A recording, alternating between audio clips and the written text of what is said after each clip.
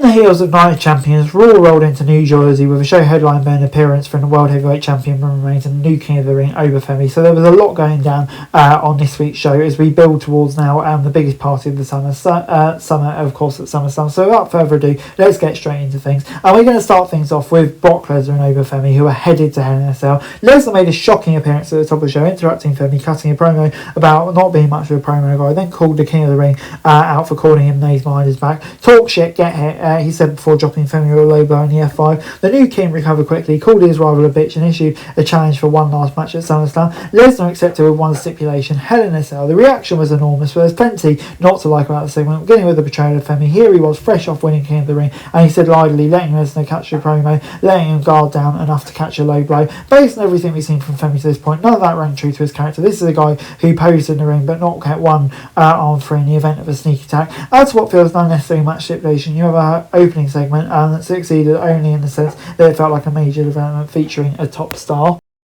The rivalry between Paige and everyone continued Monday night when he battled Rey Mysterio in singles action. A good match that saw the babyface overcome the focus attack on his back down here and score the win for the top rope splash. Michael Cole put the win over on commentary as a big one against the Red Hot Paige, while all ego is raised. In fact, Red Hot losing an inconsequential match in the series feels like a step back for the guy who was very close to winning the IC title at Saturday night's main event. Losing to one of the GOATs is hardly a bad thing. The follow-up will be important for Paige though to maintain his credibility, especially after, of course, that big loss to Penta as well. So yeah, kind of sucking up a bit. I'm going to give it 6 out of 10. As we then moved on to new world champions, the Street Profits, joining Joe Hendry in the ring for a special celebratory concert that turned into a typical promo that sets up a match. Austin Theory took exception to the babyfaces having fun with the trios. He issued a challenge to Hendry for a match, and the beloved Songbird accepted. This was an extra large nothing burger segment that accomplished nothing. He didn't really highlight the Profits on the mic, and kind of really only existed to set up the match. As we then moved on to that Hendry v Theory,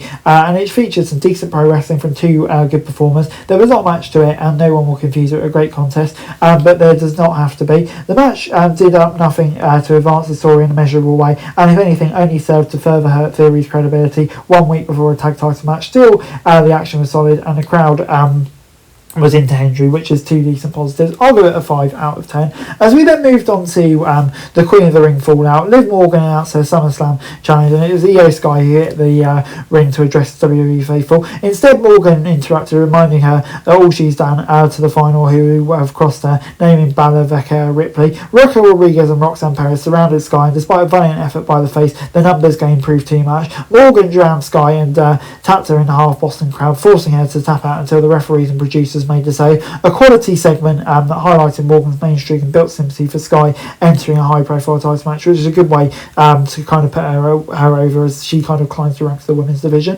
As we then got LA Knight versus Jimmy Uso. Jimmy Uso getting his win back from last week, benefiting from the interference from his brother Jay to score the pivot roll-up victory over LA. The match was solid and fun, spectacular, and continued narrative of Knight trying to do things on his own against the Bloodline. Again, after the war, Solo Sikoa appeared and delivered a Samoan spike to Jimmy, and Knight dropped Jay with a bump force drama. He stared Sikoa, who he still refuses to side with. The idea of Bloodline enemies teaming up to fight common enemy, even if they do not like each other, is nothing new, but at least makes sense within this story. As we then moved on to the next match, which was Maxine Dupree against Raquel Rodriguez, with a shot of the women's IC title on the line. Dupree kind of never really defeated Raquel Rodriguez before, and Big Sexy dominated early, using her size as an advantage against the outmatched former IC champ. Dupree fought back and appeared to be rolling late, but Raquel Rodriguez caught her leg, hoisted her up and delivered the Tiana bomb for the win. A match that felt like a foregone conclusion from the moment it was announced, given Dupree's status on the show compared to her challenger. And yeah, it did nothing that height weight either women up. In fact, the pre-tape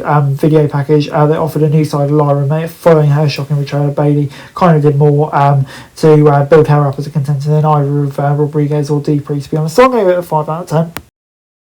We then got Chad Gable versus JD McDonough. Backstage, Danhausen returned to his laboratory to find it thrashed and vandalised by the Judgment Day. Liv Morgan rubbed it and said it was very nice, very evil superstar, gets what he done for him.